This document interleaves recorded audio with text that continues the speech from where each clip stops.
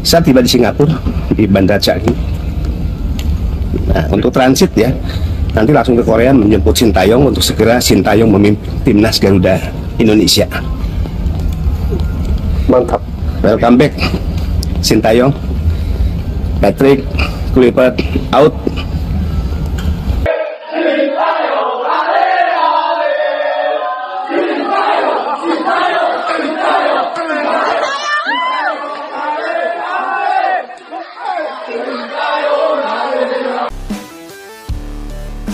Hai semuanya, selamat datang di channel YouTube Garuda IDN.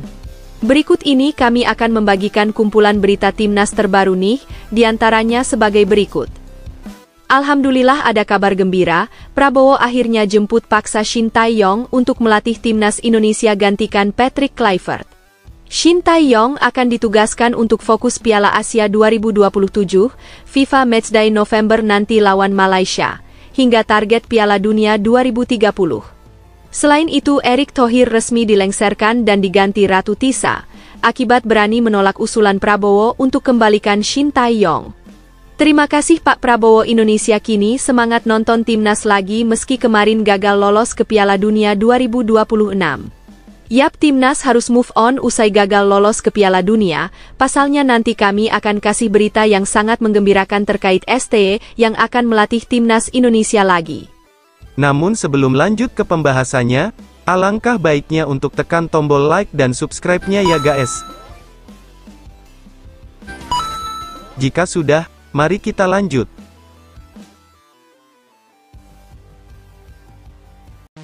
Timnas baru saja gagal lolos ke Piala Dunia 2026. Timnas takluk dengan Arab Saudi 3-2 dan takluk 1-0 dari Timnas Irak Grup B kualifikasi Piala Dunia ronde 4. Tentu saja ini bukan salah pemain dan bukan salah pelatih, namun salah federasi yang blunder memecat Sintayong dan mengganti ke Patrick Kluivert. Sejatinya pemain dan pelatih memang ada yang kualitasnya buruk dan baik, tapi sekali lagi, namun tetap saja semua tergantung federasi bisa tidaknya memilih pelatih yang bagus. Dan tentu saja Erick Thohir lah yang harus bertanggung jawab atas kegagalan Indonesia melaju ke Piala Dunia 2026. Masyarakat sebelumnya bahkan sudah mewanti-wanti kepada Erick untuk tidak ada proses lagi jika Sintayong diganti ke Patrick Kluivert. Namun nyatanya Erick bohong, ternyata Indonesia kena bantai terus-menerus dan gagal ke Piala Dunia 2026. Baru-baru ini Prabowo resmi mengerahkan beberapa orang untuk terbang langsung ke Korea Selatan menjemput Sintayong. Diketahui Prabowo menyebut harga diri timnas sudah diinjak-injak oleh pelatih Patrick Kluivert. Ia menilai Patrick gagal total membawa Indonesia ke Piala Dunia dan hanya mempermalukan bangsa. Karena itu, ia langsung memerintahkan tim khusus untuk menjemput Sintayong kembali ke Indonesia. Namun ternyata sebelum penjemputan dilakukan, Sintayong sudah menyatakan kesediaannya untuk kembali, sehingga tim yang dikirim hanya bertugas mengawalnya. Saya tidak ingin harga diri bangsa terus diinjak. Sudah saatnya kita kembalikan pelatih yang benar-benar peduli, bukan yang sekadar nama besar. Sintayong telah membuktikan dirinya dan saya ingin melihat Garuda bangkit di bawah kepemimpinannya lagi, ujar Prabowo dalam pidatonya. Selain itu, Sintayong akan langsung menjalani agenda resmi FIFA dalam waktu dekat. Jadwal terdekat adalah FIFA Matchday melawan Malaysia pada November mendatang. Selain itu, ia juga akan mempersiapkan tim untuk target semifinal Piala Asia 2027 dan fokus menuju Piala Dunia 2030. Prabowo berharap STY bisa fokus penuh di laga melawan Malaysia terlebih dahulu sebelum menatap target jangka panjang. Ia juga memastikan bahwa kontrak STY kali ini akan bernilai 2 kali lipat dari sebelumnya sebagai bentuk penghargaan atas kesediaannya kembali melatih setelah sempat dipecat secara sepihak. Saya ingin Shin fokus pada FIFA Matchday dan mulai menata tim kembali. Kita akan bantu penuh, dan sebagai bentuk penghargaan, kontraknya kami naikkan 2 kali lipat. Karena dia adalah simbol kerja keras dan loyalitas bagi sepak bola Indonesia, ujar Prabowo dalam pidatonya. Selain itu, Erick Thohir akan segera dilengsarkan usai dinilai sebagai biang kerok dari pemecatan Sintayong. Prabowo menyetujui bahwa Ratu Tisa Destria akan memimpin PSSI menggantikan Erick Thohir. Bahkan sudah disiapkan jadwal resmi untuk proses pemindahan jabatan dari Erick ke Ratu Tisa. Prabowo tak ingin ada drama berkepanjangan dan menegaskan bahwa era baru harus dimulai. Ia percaya Ratu Tisa memiliki kapasitas, integritas, dan keberanian untuk membawa PSSI ke arah yang lebih baik. Kita butuh pemimpin yang tidak pelin-pelan, yang tegas, cepat, dan bisa memutuskan tanpa tekanan dari pihak manapun. Ratu Tisa adalah sosok itu. Saya yakin di tangannya, sepak bola Indonesia akan lebih kuat dan profesional. Saya ingin beliau menjadi figur baru yang bahkan bisa melebihi Madampang di ASEAN, ujar Prabowo kepada wartawan. Pemecatan Shin Tae-yong oleh Erick Thohir memang menjadi keputusan yang tidak disukai banyak pihak. Bahkan legenda sepak bola nasional seperti Bambang Pamungkas menyesalkan langkah itu. Ia menilai Shin sudah membangun tim selama bertahun-tahun, dan memecatnya sama saja memulai dari nol lagi. Hal senada juga diungkapkan oleh pelatih ternama Roberto Mancini, yang menilai tindakan Erick sangat berisiko. Mancini mengingatkan bahwa di masa lalu, Erick pernah mengelola klub besar seperti Inter Milan, namun justru membuat klub itu terpuruk dan hampir terdegradasi. Sebagaimana diketahui, prestasi Shin Tae-yong sangat gemilang dan layak menggantikan Patrick Kluivert yang dinilai gagal total. Ia adalah pelatih yang sanggup meloloskan 3 kelompok umur sekaligus ke Piala Asia, yakni U19, U23, dan tim senior. Selain itu, ia merupakan pelatih pertama yang berani melakukan regenerasi besar dengan memasukkan nama-nama muda seperti Marcelino Ferdinand, Rizky Ridho, dan Pratama Arhan ke skuad utama. Shin juga dikenal sangat ahli dalam meracik strategi. Ia pernah sukses menahan imbang Australia 0-0 di Stadion GBK, dan mengalahkan Arab Saudi 2-0 hanya dengan satu striker muda, Marcelino Ferdinand. Bayangkan jika saat itu ada Ula Romeni, mungkin jumlah golnya akan lebih banyak lagi. Yang paling penting, Shin Tae-yong adalah pelatih yang anti pemain titipan. Ia tidak mau kompromi dengan kepentingan pihak luar yang ingin menitipkan pemain. Sikap profesionalnya membuat banyak pengamat dan mafia sepak bola tidak menyukainya. Maka tak heran jika pelatih Patrick Kluivert dianggap menerima pemain titipan ketika kalah dari Arab Saudi malam itu. Pemain seperti Mark Locke, Beckham Putra, dan Yance Sayuri tampil buruk, namun tetap dimainkan. Seandainya Shin Tae-yong yang memimpin, 3 pemain itu tentu tidak akan menjadi starter di laga krusial seperti itu. Langkah yang diambil Prabowo kini mendapat dukungan penuh dari publik sepak bola tanah air. Keputusan menjemput Shin Tae-yong kembali dinilai sebagai langkah paling bijak untuk menyelamatkan masa depan timnas Indonesia. Banyak pihak yang yakin di bawah arahan STY, timnas akan kembali memiliki gaya permainan tiki-taka yang cepat, presisi, dan penuh semangat juang. Prabowo juga mendapat apresiasi karena telah memberikan kepercayaan besar kepada Ratu Tisa Destria untuk memimpin PSSI.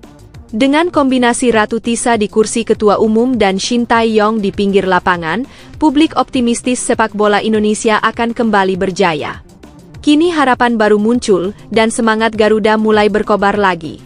Ini bukan hanya tentang kemenangan di lapangan, tapi tentang mengembalikan harga diri bangsa yang sempat jatuh karena keputusan federasi yang salah arah.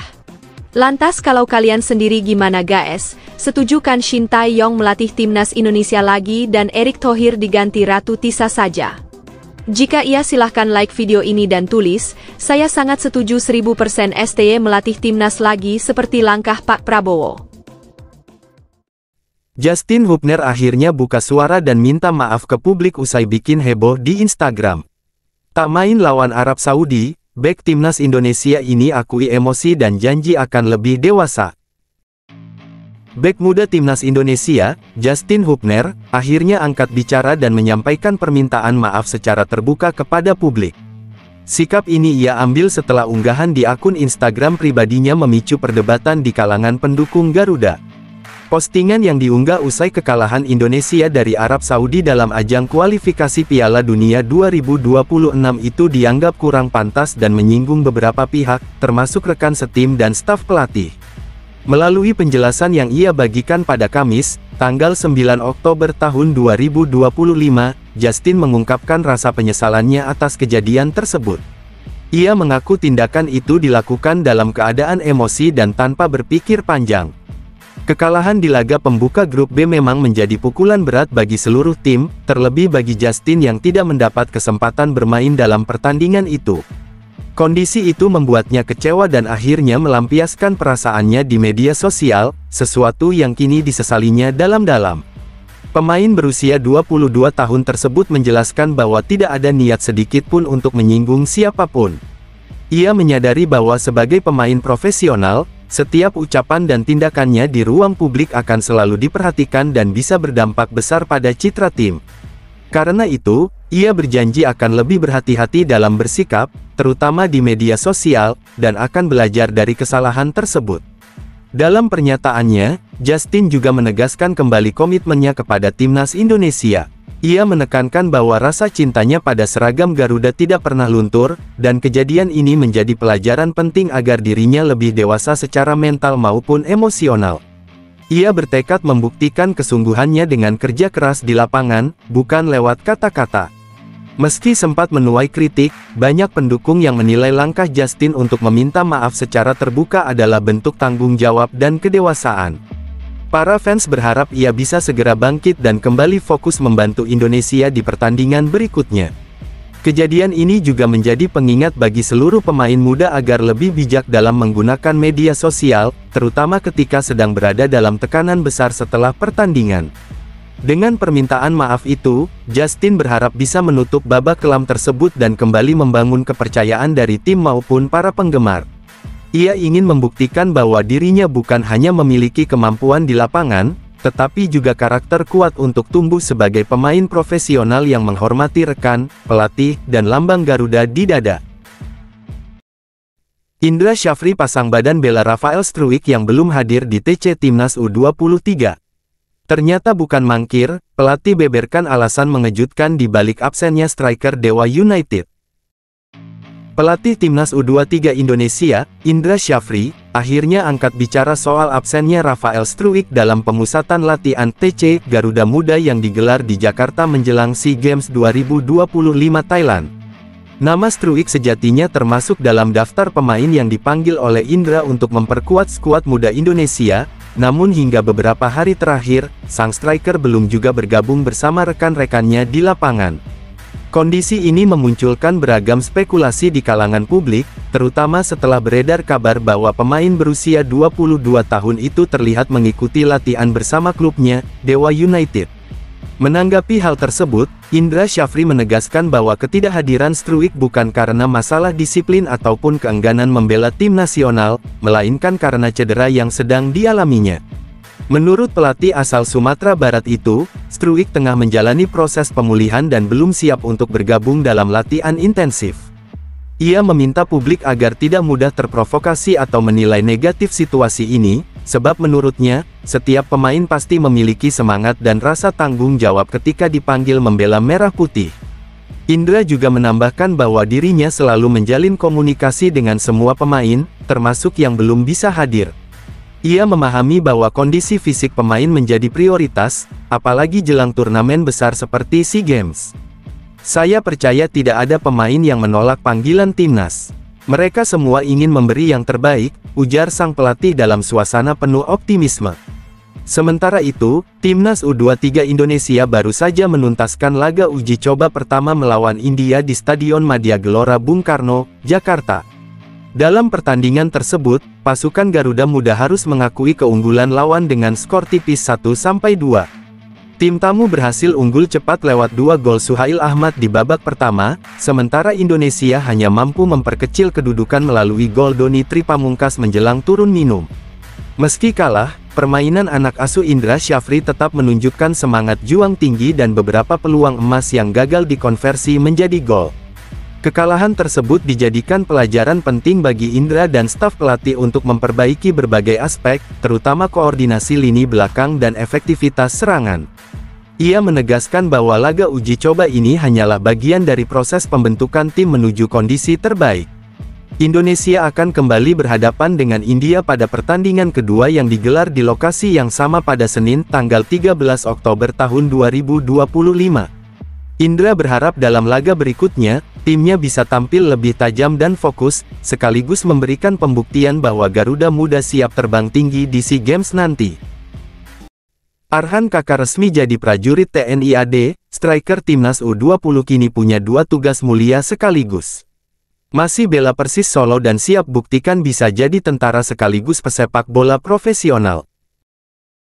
Arhan kakak kini resmi menjalani dua peran besar dalam hidupnya, sebagai pesepak bola profesional dan juga sebagai prajurit TNI Angkatan Darat. Striker muda andalan Timnas Indonesia U20 itu baru saja menyelesaikan pendidikan militernya di Rindam Jaya, Jakarta, dan dilantik sebagai anggota aktif TNI AD pada Minggu, tanggal 29 Juni tahun 2025. Dengan pencapaian ini, Arhan kakak kini menyandang pangkat Sersan II Serda, dan siap memulai babak baru dalam kehidupannya yang penuh tantangan dan tanggung jawab. Sejak kecil, Arhan sudah menunjukkan kecintaannya pada dunia sepak bola. Ia meniti karir dari level usia muda hingga akhirnya menjadi bagian penting dari skuad Garuda Muda. Namun di balik kecintaannya terhadap sepak bola, ternyata ada cita-cita lain yang sudah lama ia simpan, yakni menjadi seorang anggota TNI. Tekadnya untuk mengabdi kepada negara akhirnya terwujud tanpa harus meninggalkan karir sepak bolanya. Saat ini, sambil menunggu penempatan tugas tetap, Arhan dipercaya untuk membantu di Satuan Polisi Militer Rindam Jaya. Menariknya, meski kini telah menjadi prajurit aktif, Arhan tetap mendapat izin untuk melanjutkan karir profesionalnya di dunia sepak bola.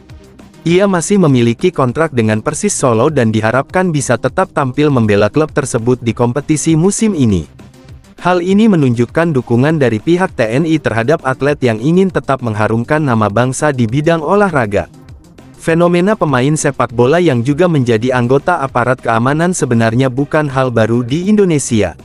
Klub seperti Bayangkara FC misalnya, telah lama dikenal memiliki pemain-pemain yang berasal dari kalangan kepolisian. Begitu pula dengan sejumlah pesepak bola yang juga tercatat sebagai anggota TNI, seperti Manahati Lestusen, Abdur Lestaluhu, Andi Setio, Dimas Drajat, hingga Angga Saputro. Arhan kini bergabung dengan jajaran nama-nama tersebut sebagai sosok muda yang menyeimbangkan dua profesi bergengsi. Sementara itu, kabar tentang beberapa pemain Timnas U20 yang resmi menjadi anggota TNI juga menarik perhatian publik. Manajer Timnas U20, Ahmed Zaki Iskandar, bahkan sempat mengaku belum mengetahui secara detail mengenai status baru para pemainnya. Selain Arhan, beberapa rekan setimnya seperti Ikram Al-Ghifari, Jehan Pahlevi, Zidan Ar-Rasyid, Aulia Rahman, dan Rifki Rai juga diketahui telah mengikuti jejak serupa. Langkah Arhan kakak ini menjadi inspirasi bagi banyak anak muda Indonesia. Ia membuktikan bahwa menggapai mimpi di dunia olahraga tidak harus menutup jalan untuk mengabdi kepada negara. Kini, dengan seragam hijau TNI di satu sisi dan jersey Garuda di sisi lain, Arhan siap menorehkan kisah luar biasa dalam perjalanan kariernya. Bagus Kahfi resmi perpanjang kontrak di Barito Putra selama 2 tahun, tanda setia dengan klub yang membangunkannya sejak muda. Sempat merantau ke Eropa dan belum tajam musim ini, striker Kribo Garuda siap bangkit di Liga 1. Amiruddin Bagus Kahfi Al-Fikri, penyerang muda berbakat Indonesia yang dikenal dengan gaya rambut kribonya, resmi memperpanjang masa pengabdiannya bersama PS Barito Putra. Pemain berusia 23 tahun itu menandatangani kontrak baru berdurasi 2 tahun, yang disahkan langsung oleh CEO klub, Hasnur Yadi Sulaiman, di kediamannya di Jalan Kampung Melayu, Banjarmasin, pada Jumat, tanggal 11 April tahun 2025. Perpanjangan kontrak ini menegaskan komitmen klub terhadap salah satu produk terbaik hasil pembinaan mereka sendiri. Hasnur Yadi, yang juga menjabat sebagai Wakil Gubernur Kalimantan Selatan, menyampaikan rasa bangganya terhadap sosok Bagus Kahfi. Ia menyebut sang pemain bukan hanya bagian dari tim, tetapi juga simbol dari proses pembinaan panjang Barito Putra dalam melahirkan talenta lokal. Bagus sendiri menyambut keputusan itu dengan penuh rasa syukur dan tanggung jawab.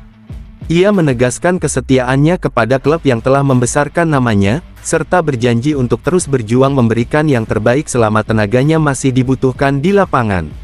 Bagus Kahfi mengaku memiliki hubungan emosional yang kuat dengan Barito Putra. Klub asal Banjarmasin itu bukan sekadar tempatnya bekerja, tetapi sudah ia anggap sebagai keluarga sendiri. Hal yang membuatnya semakin bangga adalah kenyataan bahwa bukan hanya dirinya, tetapi juga saudara kembarnya, Bagas Kava, mendapatkan perlakuan hangat dari manajemen dan supporter. Keduanya memang sudah menjadi bagian dari Barito Putra sejak tahun 2019, dan tumbuh bersama dalam perjalanan karir profesional mereka. Sebelum kembali ke Barito, Bagus sempat meniti karir di Eropa. Pada tahun 2021, ia bergabung dengan Jong FC Utrecht di Belanda, meski hanya sempat tampil dalam 2 pertandingan. Setelah itu, pada Agustus tahun 2022, ia mencoba peruntungan di Liga Super Yunani bersama Astras Tripolis. Meski pengalamannya di luar negeri tak berjalan panjang, kesempatan itu menjadi pelajaran berharga bagi perkembangan kariernya sebagai pemain muda. Sejak kembali ke Barito Putra, Bagus masih berupaya menemukan kembali performa terbaiknya. Di musim Liga 1, 2024-2025, ia baru tampil sebanyak 11 kali dari total 27 pertandingan dan belum berhasil mencetak gol. Meski demikian, pihak klub tetap menaruh kepercayaan besar padanya. Barito yakin, dengan kerja keras dan dukungan dari tim pelatih, Bagus akan segera menemukan kembali ketajamannya di lini depan. Bagi sang pemain, kontrak baru ini bukan sekadar perpanjangan masa kerja, melainkan kesempatan untuk membuktikan bahwa dirinya masih punya ambisi besar untuk bersinar bersama Laskar Antasari. Patrick Kluivert kasih peringatan keras ke pemain timnas Indonesia jelang lawan Irak. Laga penentuan hidup mati Garuda jadi ujian mental dan harga diri di kualifikasi Piala Dunia 2026. Menjelang laga penting melawan Irak, pelatih tim nasional Indonesia, Patrick Kluivert, menegaskan bahwa fokus utama skuad Garuda saat ini bukan hanya pada taktik, tetapi juga pada kekuatan mental pemain. Kekalahan tipis 2-3 dari Arab Saudi di laga pembuka memang masih terasa menyakitkan, namun Kluivert meminta seluruh pemain untuk segera melupakan hasil tersebut dan kembali menatap tujuan utama, menjaga asa menuju Piala Dunia 2026. Menurut sang pelatih, kegagalan pada pertandingan pertama tidak boleh memengaruhi semangat juang tim. Ia menilai para pemain sudah bekerja keras dan menunjukkan perkembangan positif, hanya saja perlu ketenangan lebih ketika menghadapi tekanan besar di laga-laga berikutnya. Kluivert menekankan bahwa secara teknis Indonesia memiliki potensi untuk bersaing, namun keberhasilan di level ini sangat ditentukan oleh kesiapan psikologis para pemain dalam menghadapi momen-momen krusial di lapangan. Ia pun mengingatkan bahwa peluang Indonesia untuk lolos ke putaran selanjutnya belum sepenuhnya tertutup. Untuk menjaga harapan itu, Garuda harus mampu menundukkan Irak pada pertandingan kedua nanti dan berharap hasil pertandingan lain juga menguntungkan. Sang pelatih bertekad menjaga suasana tim tetap kondusif dan menanamkan keyakinan bahwa kemenangan bukan sesuatu yang mustahil jika seluruh pemain tampil dengan hati dan keberanian. Sementara itu, bek kanan andalan Indonesia, Kevin Dix, juga membagikan pandangannya menjelang laga penting ini. Dix tak menutupi rasa kecewanya atas hasil melawan Arab Saudi, namun ia menegaskan bahwa seluruh pemain kini sudah melupakan kekalahan tersebut dan sepenuhnya fokus pada tantangan berikutnya. Ia menyebut laga melawan Irak sebagai partai hidup dan mati bagi Indonesia, di mana kemenangan menjadi harga mutlak untuk menjaga peluang melangkah lebih jauh. Dix sendiri tampil impresif di laga sebelumnya dengan mencetak 2 gol melalui titik putih. Pengalaman masa lalu saat gagal mengeksekusi penalti melawan Australia kini menjadi pelajaran berharga baginya. Ia mengaku lebih matang dan tenang dalam menghadapi tekanan besar di lapangan. Menurutnya, kekompakan dan keyakinan dalam tim akan menjadi faktor utama untuk meraih kemenangan atas Irak. Saat ini, Indonesia masih berada di posisi ketiga klasemen sementara grup B tanpa perolehan poin. Meski begitu, semangat juang skuad Garuda belum padam.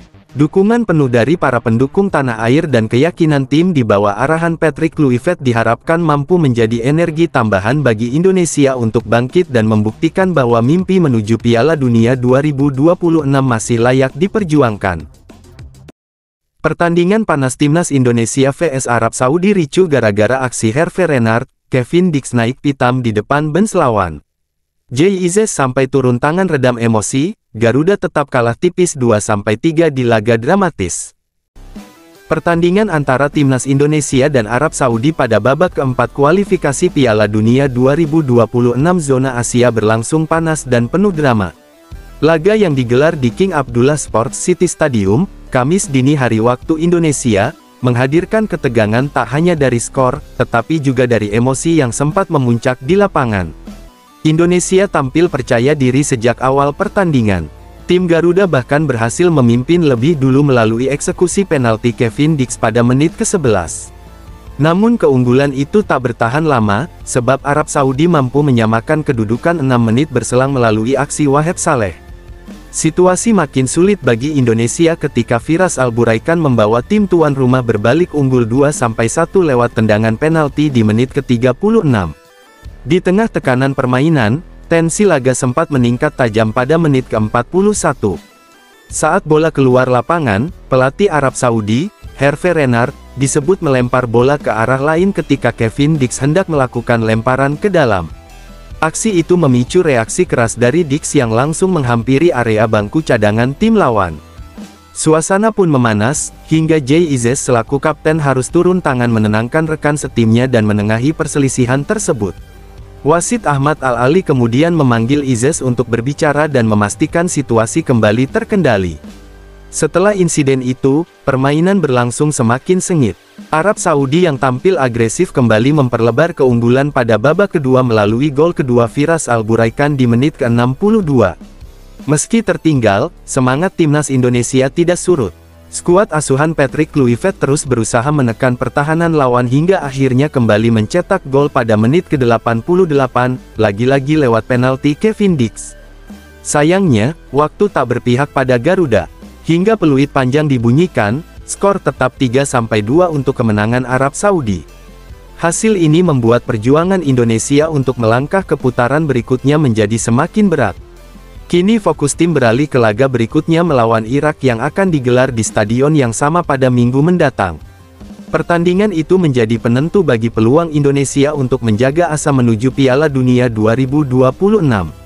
Hanya posisi juara grup yang akan lolos langsung, sementara peringkat kedua harus melalui babak tambahan untuk merebut tiket playoff antar benua. Karena itu, laga melawan Irak akan menjadi ujian besar bagi mental dan semangat para pemain Garuda. Gila, duel Indonesia vs Irak bukan sekadar laga biasa, tapi adu harga pemain miliaran rupiah. Jay Izzez dan Zidane Iqbal sama-sama bintang Eropa, siapa yang bakal berkilau di Jeddah? Pertemuan antara timnas Indonesia dan timnas Irak di laga kedua grup B putaran keempat kualifikasi Piala Dunia 2026 zona Asia diprediksi bakal menjadi ajang unjuk kemampuan bagi para pemain dengan nilai pasar fantastis dari kedua tim. Pertandingan yang dijadwalkan berlangsung di King Abdullah Sports City Stadium, Jeddah, pada Minggu dini hari tanggal 12 Oktober tahun 2025 akan mempertemukan dua kesebelasan yang sama-sama dihuni pemain berlabel Eropa. Baik Indonesia maupun Irak ini tidak bisa lagi dipandang sebelah mata dalam hal kualitas pemain. Keduanya memiliki sejumlah bintang yang berkiprah di kompetisi elit Eropa, sehingga wajar bila nilai pasar skuad mereka terus meningkat. Dari kubu Irak, total valuasi seluruh pemain mencapai sekitar 22,48 juta euro atau sekitar 443 miliar rupiah. Angka ini menunjukkan bahwa singa Mesopotamia tengah berada di era keemasan baru dengan banyak talenta muda yang bersinar di luar negeri. Salah satu sosok paling menonjol di tim Irak ialah Zidane Iqbal, pemain sayap FC Utrecht yang sebelumnya sempat memperkuat Manchester United. Pengalaman di Premier League membuat nilai pasarnya melonjak hingga 4 juta euro atau sekitar 77 miliar rupiah. Di bawahnya, ada Montader Majet yang bermain untuk Hammarby IF di Swedia dengan nilai sekitar 2,5 juta euro, serta Marco Fargi dari Strømsgodset IF, Norwegia, yang ditaksir mencapai 2,2 juta euro. Dari ketiganya, Zidane Iqbal merupakan pemain dengan jumlah caps terbanyak di tim nasional, dengan catatan belasan penampilan sejak debutnya pada awal 2022. Sementara itu, kekuatan finansial skuad Indonesia bahkan sedikit lebih tinggi. Dari 29 pemain yang dipanggil pelatih Patrick Kluivert, total nilai pasarnya diperkirakan mencapai 29,45 juta euro atau sekitar 567,8 miliar rupiah. Nilai tersebut menunjukkan peningkatan signifikan dibanding beberapa tahun lalu, seiring dengan banyaknya pemain yang kini berkarir di klub Eropa. Pemain dengan valuasi tertinggi di kubu Garuda adalah Jay Izzez. Bek tengah sekaligus kapten ini dibanderol dengan harga 7,5 juta euro atau setara 144 miliar rupiah. Posisi berikutnya diisi oleh Kevin Dix, yang kini memperkuat Borussia Mönchengladbach, dengan nilai 5 juta euro. Lalu ada Kelvin Verdong dari Lille OSC dengan harga 2,5 juta euro. Ketiganya menjadi tumpuan utama di lini belakang skuad merah putih. Menariknya, Indonesia sejatinya masih memiliki sejumlah pemain bernilai tinggi yang belum masuk skuad kali ini, seperti Miss Hilgers 6,5 juta euro, dan Emil Audero 3,2 juta euro. Meski begitu, dengan kombinasi pemain-pemain top yang ada, duel melawan Irak dipastikan berlangsung sengit dan menjadi ajang pembuktian siapa yang benar-benar layak disebut sebagai tim dengan kekuatan Eropa di Asia. Timnas Indonesia kalah tipis dari Arab Saudi, tapi aksi Kevin Dix bikin media Jerman heboh. 2 gol dari titik putih tak cukup, Garuda kini wajib menang lawan Irak demi jaga asa ke Piala Dunia. Langkah awal Timnas Indonesia di babak keempat kualifikasi Piala Dunia 2026 zona Asia harus dimulai dengan hasil yang mengecewakan. Bertanding di King Abdullah Sports City, Jeddah, pada Rabu malam tanggal 8 Oktober tahun 2025, skuad Garuda harus mengakui keunggulan tuan rumah Arab Saudi dengan skor 2-3. Meski tampil dengan semangat juang tinggi, tim asuhan Patrick Kluivert belum mampu mengamankan poin di laga pembuka yang krusial ini. Salah satu pemain yang mencuri perhatian publik Eropa dalam pertandingan tersebut adalah Kevin Dix. Bek kanan yang kini memperkuat Borussia Mönchengladbach itu menjadi sosok paling menonjol di kubu Indonesia. Ia dengan tenang mengeksekusi 2 penalti dan mencetak seluruh gol Garuda di pertandingan tersebut. Performa apiknya bahkan mendapat sorotan dari media besar asal Jerman, Bild, yang memberikan pujian atas ketenangan dan kontribusi Dix di tengah tekanan besar menghadapi tim kuat Asia. Dalam ulasannya, Bild menilai bahwa pemain berdarah Indonesia Belanda itu telah menunjukkan kelas seorang profesional Eropa di panggung internasional. Kendati demikian, hasil akhir tetap tidak berpihak pada Indonesia. Arab Saudi mampu memanfaatkan kelengahan lini belakang Garuda dan mencetak 3 gol yang memastikan kemenangan mereka di kandang sendiri. Kekalahan ini menjadi pukulan berat bagi skuad merah putih, mengingat persaingan di grup B tergolong sangat ketat. Setiap poin amat berharga, karena hanya juara grup yang akan otomatis melaju ke putaran final Piala Dunia 2026 yang akan digelar di Amerika Serikat, Kanada, dan Meksiko. Namun, harapan Indonesia belum sepenuhnya pupus. Tim peringkat kedua masih berkesempatan melangkah ke babak kelima untuk menghadapi runner-up dari grup lain seperti Oman, Qatar, atau Uni Emirat Arab. Dari situ, pemenangnya akan maju ke babak playoff antar benua pada Maret tahun 2026 demi tiket terakhir menuju Piala Dunia. Kekalahan dari Arab Saudi pun membuat laga berikutnya menjadi sangat penting. Indonesia akan kembali beraksi melawan Irak pada tanggal 11 Oktober tahun 2025. Pertandingan ini bisa menjadi titik balik bagi skuad Garuda untuk membangkitkan kepercayaan diri dan menjaga peluang lolos.